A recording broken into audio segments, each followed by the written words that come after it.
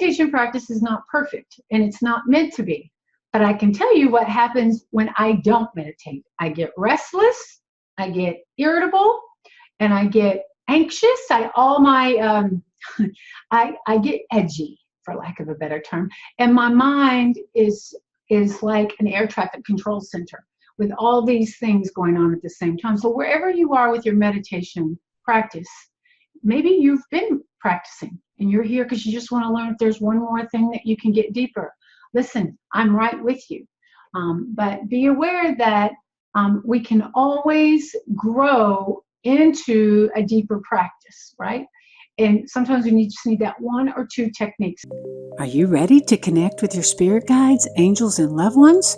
I'll show you how in my 2-part free Spirit Pathway workshop.